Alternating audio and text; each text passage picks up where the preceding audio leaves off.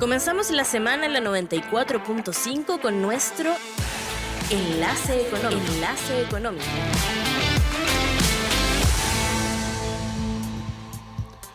10 de la mañana con 12 minutos y vamos de inmediato con nuestro enlace económico del día de hoy para, tal como lo decíamos al comienzo del programa, hablar un poquito de las miradas que se están teniendo en la economía y la posibilidad de tener un punto de inflexión. De hecho, de la mano de fuentes de incertidumbre que han quedado atrás, comillas, y cifras con incremento récord en el IPSA, nuevas carteras de proyectos de inversión, tendencia al crecimiento económico per cápita, también revalorización de la apertura comercial. El ministro de Hacienda, Mario Marcel, concluyó la semana pasada en un contexto de un seminario organizado por Sofofa y la UDD que la economía está en un punto de inflexión para avanzar. Sé que no lo voy a lograr, pero quiero tratar de convencerlos de que en Chile la inflexión, en términos de tendencias que hemos visto en los últimos años, ya se está produciendo. Fueron las palabras del ministro. Importante saber si hay que compartir este optimismo planteado por el secretario de Estado. Hay factores que hay que tener en cuenta a la hora de hacer este tipo de proyecciones. Es lo que queremos conversar el día de hoy con el economista académico de la Facultad de Administración y Economía de nuestra universidad, Marcela Vera, que ya está en conexión con nosotros para hablar de estos temas. ¿Cómo estás, Marcela? Muy buenos días. Hola, muy buenos días. ¿Cómo están? Todo muy bien. Oye, muchas gracias por contactar con nosotros y poder entrar en este tema, que de alguna manera quedó también planteado durante la cuenta pública de hace 2 fines de semana, donde además ahí también el presidente daba cuenta de que siempre las cifras habían estado levemente mejor de lo que se había proyectado. De alguna manera ya dejaba entrever de que estos números son de alguna manera un poquito mejor de lo que habíamos tenido en años anteriores. Aquí también quiero, Marcela, dar cuenta de algunas proyecciones y datos que entregaba La Tercera la semana pasada en torno a, efectivamente, desde el mundo de las empresas, de la producción, cómo se tiene que estar mirando este escenario. Por ejemplo, dice aquí La Tercera que las casi 500 firmas que reportan a la Comisión de Mercado Financiero totalizaron utilidades por más de 7.000 millones de dólares en el primer trimestre del año, un salto del 73% en relación al mismo lapso del año pasado. Otros números importantes tienen que ver, por ejemplo, con las empresas IPSA, que ya de alguna manera daba cuenta el mismo ministro, duplican sus ganancias en el primer trimestre. El sector de financiamiento automotriz casi cuadruplica sus ganancias a pesar de menores ventas de vehículos. Quiñenco sale de las pérdidas y gana más de 200.000 millones en el primer trimestre. De alguna manera hay cifras que tal vez pueden dar asidero a los planteamientos del ministro, pero quiero entrar contigo también para ir viendo en contexto cada una de estas proyecciones y particularmente si tenemos que ser optimistas o no respecto a un punto de inflexión. ¿Cómo ves este tema, Marcela? Te escucho. Mira, es muy importante que la gente comprenda dos conceptos centrales para entender las frases del ministro.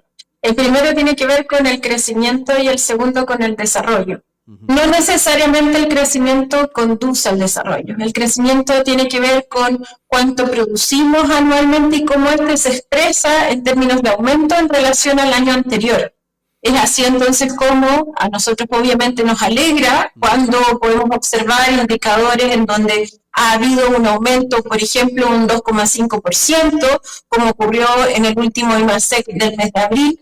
Son cifras que uno, celebra, puesto que se está produciendo un leve crecimiento económico, pero esto no necesariamente es conducente a un proceso de desarrollo, es decir, no solo a que se distribuyan las rentas que se generan producto de ese crecimiento, sino que a la vez estas rentas puedan producir un círculo virtuoso entonces que involucre a los distintos sectores productivos, pero también que genere un alto grado de industrialización. Hoy día en nuestro país podemos observar que nosotros seguimos teniendo un modelo primario exportador, es decir, seguimos vendiendo materias primas básicamente en la arena internacional. Y por tanto es muy lamentable que hoy día el crecimiento no esté entonces conduciéndose hacia un proceso de desarrollo económico, de industrialización, de generación de valor agregado entonces en nuestros distintos productos. Es así entonces como debemos observar entonces este horizonte, ya no solo respecto de los indicadores puntuales, momentáneos de cada fotografía económica que vamos observando los distintos meses, sino que es necesario entonces generar un horizonte que a ti te permita decir, cada cosa que vamos desarrollando a nivel económico, ya sea en procesos de planes o de políticas públicas o de inversiones empresariales, son conducentes entonces a un horizonte en donde vamos a ir generando un proceso de industrialización y por tanto de generación de mayores y mejores rentas para nuestro país. Y eso es todavía lo que uno no puede observar en la arena pública, no solo respecto de las palabras del ministro de Hacienda, sino que en efecto los distintos programas presidenciales que todavía no incorporan este elemento como un elemento central en sus reflexiones programáticas. Y si no está involucrado entonces el sector público en esto, muy lamentablemente en ningún país del mundo ha sido el sector privado quien ha incentivado el proceso de desarrollo de un país, el sector estatal, el que más bien lo que hace es impulsar incluso a los distintos sectores productivos para poder generar entonces este tipo de transformaciones.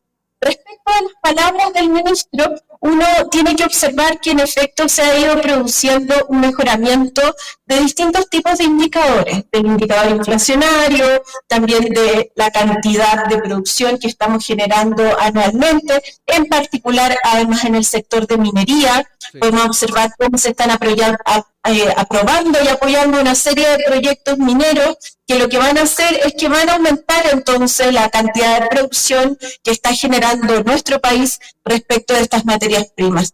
En este sentido, entonces, obviamente, son cifras que son importantes, pero que no son suficientes todavía para poder generar las rentas que necesitamos en nuestro país. Marcela, qué bueno que haces ahí el vínculo con lo que tiene que ver con las presidenciales que vamos a vivir este año, porque de alguna manera esto va a empujar a las candidaturas cuando empiecen ya a hacer sus planteamientos más globales con miras a la primera vuelta. Recordemos que estamos viviendo una previa de una primaria donde efectivamente se está hablando a un sector político específico para sacar adelante una candidatura que va a ser del oficialismo. Sin embargo, cuando ya estemos con la primera vuelta encima, se empiecen a hacer efectivos y claros los programas presidenciales, va a ser importante hacer esa lectura que decías tú recién, porque de repente uno tiene la impresión de que hay quienes están mirando un poquito hacia el pasado, repetir ciertas recetas, y esto implica hacer un cambio claro de lo que estamos pensando en el desarrollo de un país como el nuestro, efectivamente ir desarrollando la industria, dejar de ser exportadores de materias primas, y eso obviamente implica un esfuerzo mayor y una planificación mayor. Y no sé si en estos momentos en las cabezas de las candidaturas están en esa mirada. No sé cómo también lo ves tú desde esa misma perspectiva. Bueno, es bien importante el énfasis que estás estableciendo, porque la gente dirá, bueno, no se le puede pedir tanto al gobierno, pero es que lo que pasa es que cada vez que nosotros pensamos en cómo mejorar realmente nuestro país, necesitamos que las acciones que desarrollamos cotidianamente sean conducentes entonces a un proceso de desarrollo. Y por eso que las distintas candidaturas tome este elemento como un elemento central nos va a permitir alcanzar entonces ese horizonte de manera más rápida, más eficiente, con menos costos sociales, pero al mismo tiempo aprovechando mejor nuestras materias primas. Las materias primas no son infinitas, son productos no renovables en general. Y por tanto, en particular respecto de la minería, son productos no renovables. Necesitamos aprovechar las rentas que entonces nos otorga el sector minero, porque no vamos a poder volverlas a tener en el futuro. Entonces, obviamente hay que pensar en el horizonte que tenemos como en nuestro país para poder ir tomando adecuadas decisiones entonces en ese contexto. Uno puede observar candidaturas que, por ejemplo, plantean el progreso, pero se quedan en el titular. ¿Progreso en relación a qué? ¿Cuál va a ser el sector que va a industrializar? Porque en realidad esa es la manera en que ha encontrado todo el mundo para poder desarrollarse. ¿Cuál va a ser el sector productivo prioritario? ¿En qué horizonte temporal? ¿Va a ser estatal? Porque si no es estatal, las rentas nuevamente se van a ir a una única familia. Y en realidad esa industrialización va a ser una especie de industrialización truncada, puesto que el Estado va a financiarlo, pero lamentablemente las rentas se las van a seguir llevando el 1% de nuestro país. Entonces, no da lo mismo simplemente con mencionarlo como un elemento importante, como progreso. Hay que entonces delimitar aspectos centrales y ponernos de acuerdo. La clase política debe ponerse de acuerdo entonces en cuáles van a ser esos sectores prioritarios. ¿Cómo esos sectores prioritarios entonces van a fortalecer a través de la distribución de renta otros sectores? Esa es una siguiente pregunta, que es fundamental para entonces delimitar el camino. Porque muchas veces se dice que nuestro país es un país minero, sí, pero nuestro país también tiene producción agrícola, por ejemplo. Ya también tiene un sector de construcción bien importante, sobre todo en la generación de empleo. También tiene un sector de retail que es fundamental incorporar entonces en estos distintos sectores, porque además tiene de las empresas que más generan empleo en nuestro país. Entonces, ese tipo de miradas permite articular distintos sectores productivos para entonces generar un mejoramiento de los distintos sectores y no solo de uno solo. Entonces, este tipo de perspectivas hay que combinarlas además con transferencia tecnológica. A través de nuestros tratados de libre comercio, lamentablemente lo que hemos hecho es entregar nuestras materias primas a cambio de nada. Es necesario entonces generar buenos acuerdos que nos permitan entonces recibir la tecnología de distintos países para producir un proceso de industrialización y que de esta manera entonces Chile sea ya no, digamos, el gran tesoro del mundo en términos de minerales, sino que además tenga una industria basada en ventajas comparativas que es la tenencia de cobre y litio. Es así entonces como podemos generar una redistribución de rentas distintas, pero también un aprovechamiento mejor de los bienes naturales estratégicos. Si incorporamos, por ejemplo, tecnologías que cuiden nuestras aguas en el proceso productivo, vamos a poder utilizar esas aguas en otros sectores y por tanto generar un círculo virtuoso de cuidado medioambiental, pero también de crecimiento económico basado en un proceso de industrialización que beneficie, ¿cierto?, también a los grandes sectores, a las grandes mayorías de nuestro país, porque yo leía, por ejemplo, algunos artículos este fin de semana respecto de la discusión sobre la deuda pública, y la deuda pública solo se puede resolver en base a dos situaciones. Una, o generando una reforma tributaria, aumentando el impuesto que pagan las altas rentas, por ejemplo, generando un impuesto al patrimonio, hoy día no existe, o por otro lado, generando empresas públicas que produzcan a su vez altas rentas y que de esta manera se financian entonces los derechos sociales. Son alternativas que existen, son necesarias, pero que sin embargo hoy día uno tampoco las ve en los programas. Sí, y por tanto, cada vez que uno observa esa discusión de deuda pública, simplemente lo que se dice es que o se va a hacer una reforma tributaria y no se plantea ni cómo, ni cuándo, ni dónde, ni de qué manera articularlo políticamente, sí, ni tampoco se plantea un adecuado uso del gasto, porque hoy día lo que hoy día está planteando la derecha es una reducción del Estado, una reducción de los gastos que representa el Estado, y eso no significa el fortalecimiento de una economía, ni mucho menos su desarrollo. Sí. Entonces, en este contexto es fundamental pensar qué van a hacer las empresas públicas para aumentar las rentas para nuestro país. Sí, te pongo un caso puntual ahí a propósito de todo lo que estás hablando de efectivamente las empresas públicas. Dentro del debate del oficialismo está el tema de hacer el balance de lo que ha sido el acuerdo en torno al litio. Ha habido miradas más críticas que plantean, por ejemplo, que exista una empresa estatal que efectivamente se haga cargo de aquello. Por otro lado, hay quienes defienden la forma en que se avanzó en torno a este acuerdo. En ese ámbito, ¿cómo ves también en este mismo contexto en el que estamos hablando y la manera en que se puede fortalecer la industrialización a nivel país y el desarrollo de industria en torno a estas materias primas donde somos claves, además a nivel mundial? ¿Cómo ves también esta discusión? Donde ahí tenemos algunos que plantean empresas públicas, otros de defender el modelo mixto que tenemos actualmente. Bueno, hay que decir que el modelo mixto está fracasado en nuestro país. Lamentablemente lo que han hecho las empresas privadas es vivir de las rentas de las materias primas, y eso ha hecho entonces que nuestro país se debilite no solo internamente, sino que también comparativamente con países latinoamericanos que sí están fortaleciendo sus empresas públicas, que sí están produciendo acuerdos para producir entonces una industrialización adecuada de distintos sectores, además, como que cada país está desarrollando su propia especialización e industrialización, mientras nuestro país todavía está discutiendo respecto de que si debería ser entonces público-privado, cuando en realidad ya llevamos, por ejemplo, en el caso de Soquimich, 40 años en manos de los privados y lamentablemente Soquimich hoy día no tiene ningún grado de industrialización en el caso del litio. Entonces, obviamente, ese tipo de evaluaciones uno las debe hacer a la hora de generar una opinión. No basta simplemente con que yo tenga la idea de que una empresa privada lo podría hacer mejor, es necesario revisar qué es lo que ha ocurrido en nuestro país en particular. No estamos pensando en las empresas privadas de Alemania, estamos pensando en las empresas privadas de Chile y cómo ha sido su comportamiento a lo largo de décadas, en donde han fortalecido un modelo primario exportador.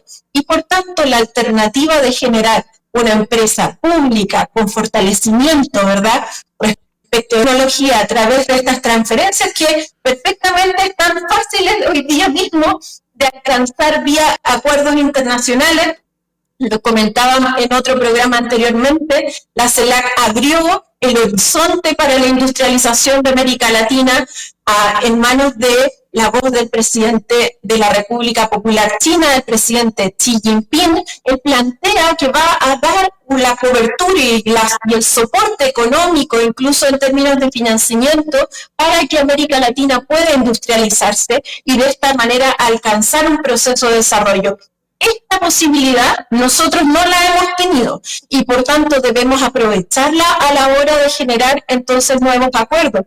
En este sentido entonces es fundamental que se fortalezca Codelco y que Codelco pueda cumplir la labor de explotar el litio. Hay muchos que dicen que como si no tuviésemos una empresa que se dedica a la minería y nosotros tenemos una empresa que perfectamente puede desarrollar entonces este proyecto y no es necesario traspasar nuevamente nuestros recursos hasta el 2060 a una empresa que muy lamentablemente además se privatizó gracias a un préstamo que el mismo Estado le otorgó a Julio Ponce Lerú, según las investigaciones que desarrolló el Congreso de la República en su comisión investigadora dirigida incluso por el ministro de la Vivienda Montes.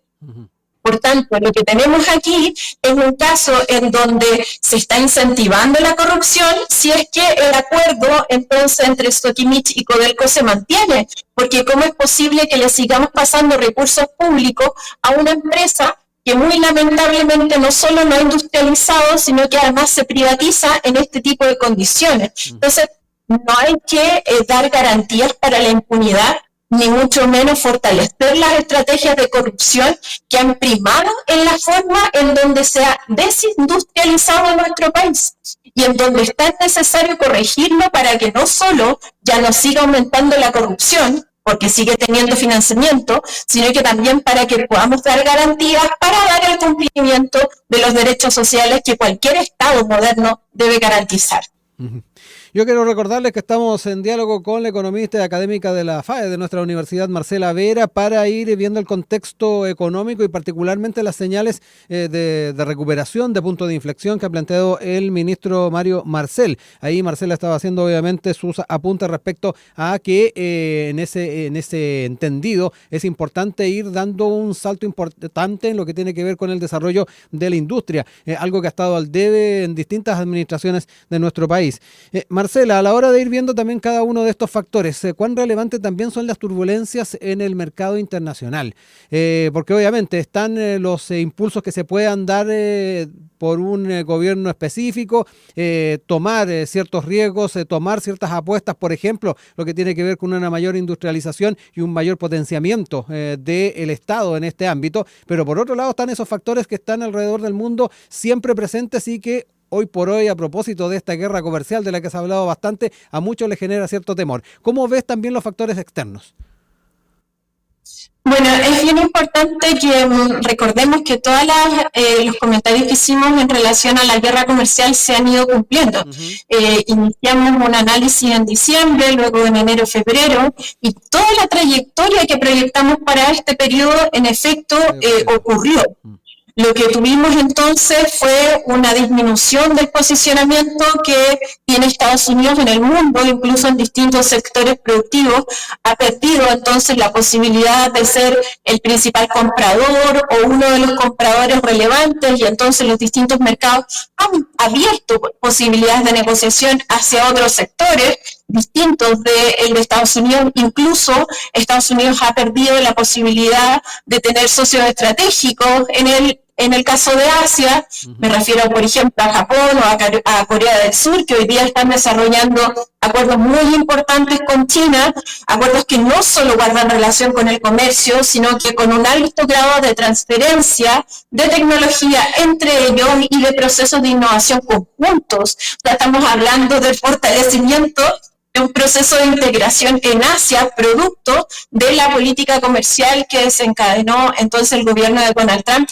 Y por otro lado tenemos este otro caso de América Latina, en donde podemos observar que a raíz del encuentro que ocurre en Beijing, de la CELAC China, lo que tenemos es que los distintos países hacen sus negociaciones específicas con China y por tanto establecen procesos de industrialización, o yo les he llamado como hub. Entonces Corea está haciendo el hub de conexión, de procesos de comunicación, de transferencia de información. Y entonces Colombia va a capturar todas las distintas inversiones para configurarse entonces como un puerto de comunicaciones.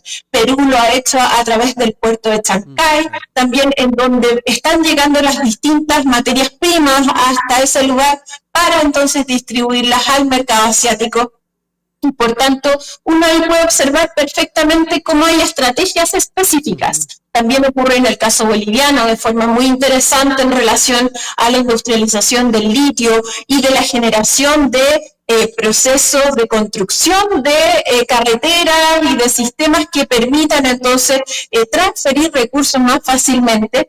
Entonces estamos observando cómo los distintos países están haciendo una muy adecuada negociación con China para fortalecer sus industrias, sus empresas públicas y privadas, y por otro lado también para mejorar entonces la calidad de vida de sus propios pueblos. Eso a mí me parece que es algo lejos, uno de los momentos históricos en economía más relevantes que estamos pudiendo observarlo, y por fortuna estamos pudiendo notarlo, porque muchas veces la gente no nota cuando ocurre un momento sustantivo en la historia, y hoy día está ocurriendo para América Latina. Por tanto, Chile debe aprovechar ese contexto. Chile está intentando diversificar sus socios, pero esa estrategia muy lamentablemente también ya la hemos desarrollado desde los años 90 hasta ahora y no ha sido fructífera. Tener muchos socios no implica, ¿verdad?, poder llegar a acuerdo con ninguno, un acuerdo profundo, sustantivo, que nos permita mejorar las condiciones del pueblo de Chile, y por tanto esa estrategia, digamos, yo diría que todavía obedece a una manera de ver las relaciones internacionales que no se condicen con la actual situación. Muchos ven, por ejemplo, este contexto como un avance del multilateralismo, pero hoy día uno puede observar cómo los BRICS no se comportan de la manera en donde estaba el marco teórico de los procesos de multilateralismo. Ya no existen como estas regiones aisladas que cada una se desarrolla de forma aislada y negocia con el otro. Hoy día estamos pudiendo observar que existen cadenas de interacción en distintos niveles, y por tanto más bien Chile debería avanzar en sumarse a esos procesos y no generar un retardo en la toma de sus decisiones que produzca a la larga que dejemos de ser competitivos en distintas áreas, sobre todo en el desarrollo tecnológico que requiere nuestro país. Esto invita también en el debate a nivel político con miras a fin de año el de repente dejar un poquito de lado ciertas miradas ideológicas a la hora de efectivamente pensar en estos socios comerciales o eventualmente incorporarse a bloques como es el caso de BRICS, Marcela, porque muchas veces en este tipo de debates prima el tema ideológico y quienes han estado habitualmente conectados con este tipo de bloques. ¿Cómo ves también eso? Porque me da la impresión de que eso puede ser bien importante a la hora de entender los debates que se den de aquí a noviembre. Mira, yo lo resumiría como el que llega tarde va a perder.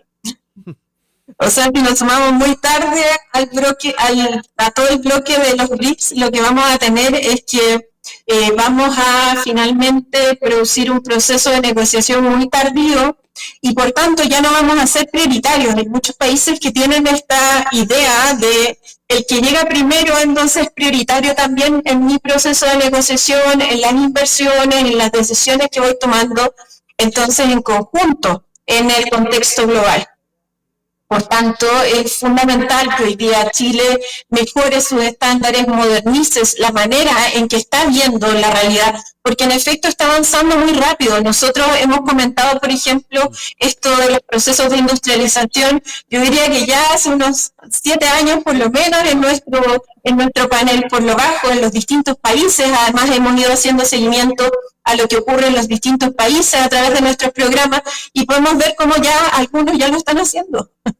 Entonces es muy importante que nos demos cuenta que antes procesos que podrían tardar 4 décadas, o sea, más de 40 años, hoy día están ocurriendo en menos de 5 años. Y por tanto, que nosotros sigamos postergando decisiones o las dejemos para el siguiente gobierno, la verdad es que no nos ayuda a generar entonces mejores negocios incluso. Muchas veces uno puede observar cómo la derecha, a través de sus distintas empresas, genera negociaciones muy profundas con el gigante asiático, me refiero a China. Sin embargo, esto todavía no se está condicionando con una negociación a nivel estatal. Y es porque ellos están priorizando sus mercados privados para aumentar sus propias rentas. Entonces también hay que tener un cuidado con la discusión pública, porque hay que recordar siempre que los intereses están en juego y por tanto es necesario tomar decisiones que beneficien a las grandes mayorías de nuestro país, porque hay muchos otros que van a resguardar sus intereses privados. Sí, y por tanto, la decisión oportuna es lo más importante. Hay un doble estándar entonces ahí. O sea, para privado funciona, pero para el Estado no. Absolutamente, sí. Yo más o menos analizo cada uno de los distintos sectores, cada cierto rato hago una revisión y uno va observando cómo va aumentando las distintas exportaciones que vamos desarrollando hacia Asia. Entonces, esto está ocurriendo de forma muy activa además. Hay un aumento del 26%, del 30%, o sea, no estamos hablando, digamos, de un porcentaje de un 5%, de algo que más o menos se mantiene dentro de la tendencia. Son aumentos sustantivos, pero esa negociación privada se fortalece si es que tiene un escenario público, y eso es lo que todavía el gran empresariado chileno y la élite política de nuestro país no ha entendido. Asia se relaciona con los países desde un contexto político y por tanto vamos a tener mayores beneficios si nosotros tenemos este marco político que entonces englobe nuestras relaciones comerciales. Bueno, Marcela, obviamente vamos a seguir con atención lo que se vaya planteando a nivel político por las distintas candidaturas y si efectivamente están enfocando sus esfuerzos en poder hacer un cambio importante y un real punto de inflexión. A propósito de lo que son los apuntes que se hacen desde el Ejecutivo, pero que efectivamente si miramos en perspectiva implicaría para llegar tal vez a los niveles esperados de crecimiento, a los niveles esperados de desarrollo, un cambio en la receta, que es lo que de repente nos echamos bastante de menos en ciertos discursos. Gracias, Marcela. Muchas gracias por este contacto. Para mí, como siempre, un gusto, que esté muy bien. Un abrazo. Chao, chao.